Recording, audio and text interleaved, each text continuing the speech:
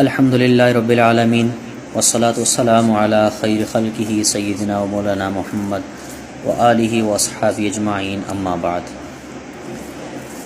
تحفظ ناموس رسالت کی شرعی حیثیت اور اس پر کچھ سوالات کے تفصیلی جوابات کا جائزہ۔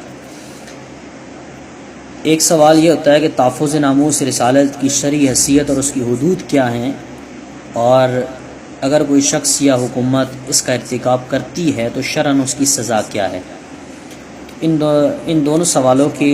جوابات انشاءاللہ تفصیل سے عرض کریں گے، اور اس پر کچھ روایات بھی ہیں۔ تو تحفظ ناموس رسالت تمام امت مسلمہ کا ایک دینی اور شرعی فریضہ ہے،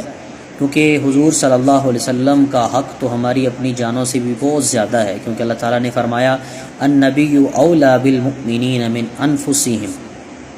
اے ایمان والو، نبی کریم صلی اللہ علیہ وسلم کے ساتھ ان کے نفس اور ذات سے بھی زیادہ تعلق جو ہے وہ رکھنے کی تمہیں تاکید کی گئی ہے۔ اسی آیت کے ذیل میں حضرت مفتی اعظم پاکستان حضرت مفتی محمد شفیع صاحب رحمۃ اللہ علیہ تفسیر مؤلف القرآن میں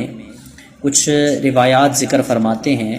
حضرت بخاری شریف میں حضرت سیدنا ابو ہریرہ رضی اللہ تعالیٰ عنہ کی حدیث نقل فرماتے ہیں کہ کوئی مومن ایسا نہیں کہ جس کے لیے دنیا اور آخرت میں سارے انسانوں سے زیادہ اولا اور اقرب نہ ہو۔ اگر تمہارا دل چاہے تو اس کی تصدیق کے لیے قرآن کریم کی آیت پڑھ لو النبی اولیٰ بالمؤمنین۔ تو جس کا اصل یہ ہے کہ میں محمد مصطفیٰ صلی اللہ علیہ وسلم ہر مومن مسلمان پر ساری دنیا سے زیادہ شفیق اور مہربان ہوں، اور یہ ظاہر ہے کہ اس کا لازمی اثر یہ ہونا چاہیے کہ ہر مومن کو آپ صلی اللہ علیہ وسلم کی محبت سب سے زیادہ ہو، جیسا کہ حدیث میں بھی اشارہ ہے لا یؤمن احدکم حتی اکون احب الیہ من والدہ وولدہ والناس اجمعین، کہ تم میں سے کوئی شخص اس وقت تک مومن نہیں ہو سکتا جب تک اس کے دل میں میری محبت اپنے باپ بیٹے سب انسانوں سے زیادہ نہ ہو، اس وقت تک وہ مومن نہیں ہو سکتا۔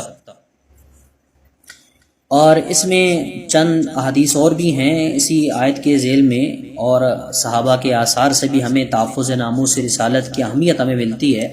جیسے کہ حضرت عبداللہ ابن عباس رضی اللہ تعالیٰ عنہما سے روایت ہے کہ ایک نابینا شخص کی ام ولد باندھی تھی جو نبی کریم صلی اللہ علیہ وسلم کو گالیاں دیا کرتی تھی، آپ کی شان میں گستاخی کرتی تھی، تو وہ اس کو روکتے تھے، مگر وہ نہ رکتی تو وہ اسے ڈانٹتے تھے مگر وہ نہ مانتی۔ تو راوی کہتے ہیں کہ جب ایک رات پھر اس نے نبی کریم صلی اللہ علیہ وسلم کی شان میں گستاخیاں کرنا اور گالیاں دینا شروع کی، اس نابینا نے خنجر لیا اور اس کے پیٹ پر رکھا اور وزن ڈال کر دبایا اور اس کو مار ڈالا۔ عورت کی ٹانگوں کے درمیان سے وہ حاملہ تھی، بچہ باہر نکل گیا اور جو کچھ وہاں تھا وہ خون آلود ہو گیا۔ جب صبح ہوئی تو یہ واقعہ آپ صلی اللہ علیہ وسلم کی خدمت میں ذکر کیا گیا، تو آپ نے لوگوں کو جمع کیا اور فرمایا میں اس آدمی کو اللہ کی قسم دیتا ہوں جس نے یہ جو کچھ کیا ہے، میرا اس پر حق ہے کہ وہ کھڑا ہو جائے۔ تو وہ نابینا شخص کھڑا ہو کر لوگوں کو پھلانگتا ہوا آپ صلی اللہ علیہ وسلم کے سامنے پیش ہوا اور کانپ رہا تھا، اور آپ صلی اللہ علیہ وسلم کے سامنے بیٹھ گئے اور عرض کیا یا رسول اللہ، میں اس کا مالک ہوں اور اسے مارنے والا ہوں، یہ آپ کو گالیاں دیتی تھی، گستاخیاں کرتی تھی، میں اسے روکتا تھا، وہ رکتی نہیں تھی۔ اس سے میرے دو بچے ہیں جو موتیوں کی طرح خوبصورت ہیں اور وہ مجھ پر بہت مہربان بھی تھی، لیکن آج رات جب اس نے آپ کو گالیاں دینا اور برا بلا کہنا شروع کیا تو میں نے خنجر لیا اور اس کے پیٹ پر رکھ کر زور لگایا اور اس کا مار ڈالا۔ آپ صلی اللہ علیہ وسلم نے فرمایا لوگوں گواہ رہو، اس کا خون حضر یعنی بے سزا ہو چکا ہے۔ اسی طرح ابو داؤد کی ایک اور روایت میں حضرت علی رضی اللہ تعالیٰ عنہ سے روایت ہے،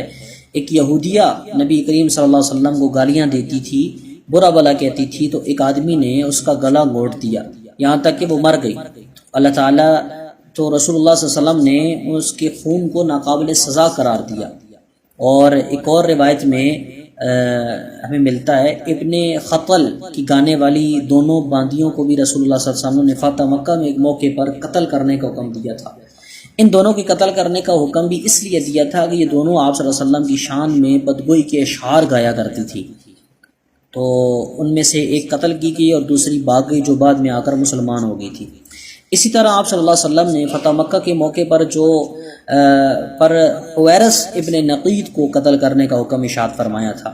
اور یہ بھی ان لوگوں میں شامل تھے جو آپ صلی اللہ علیہ وسلم کو ایذا پہنچایا کرتے تھے، تو حضرت علی رضی اللہ تعالیٰ عنہ نے ان کو قتل کیا تھا۔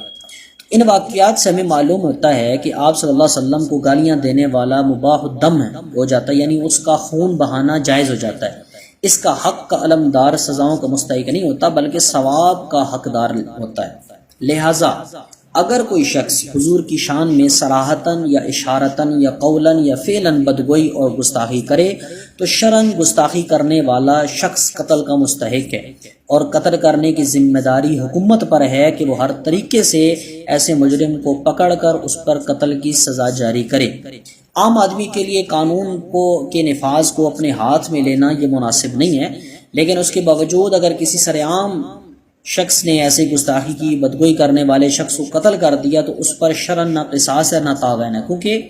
ایسے شخص کا خون مباح ہو جاتا ہے اور اس کا قتل جائز ہو جاتا ہے۔ عام شخص کے لیے ایسا کرنا صرف خلاف انتظام ہے۔ یہ تفسیر اس وقت ہے جب وہ گستاخی کرنے والا حربی کافر ہو یا مسلمان ہو،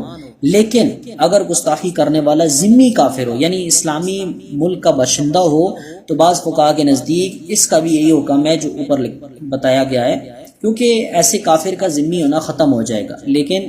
بعض فقہا جیسے علامہ شامی رحمۃ اللہ علیہ کہ ہمیں تحقیق سے یہ معلوم ہوتا ہے کہ عہد ذمہ تو ختم نہ ہوگا لیکن انتظامی اور تعزیری طور پر حکومت وقت اس کو قتل کر سکتی ہے جبکہ وہ اعلانیہ اور بار بار سب و شتم کرتا ہو۔ تو لہٰذا کسی عام آدمی کو شرعاً جو ہے وہ قانون اپنے ہاتھ میں لینے کی اجازت نہیں ہے۔ اگر کوئی ایسا بدترین کام کرتا ہے تو اولاً اس کو قانون کے دائرے میں رہ کر اس کے خلاف قانونی کارروائی کی جائے تاکہ ملک پاکستان کا یا کسی بھی ملک کا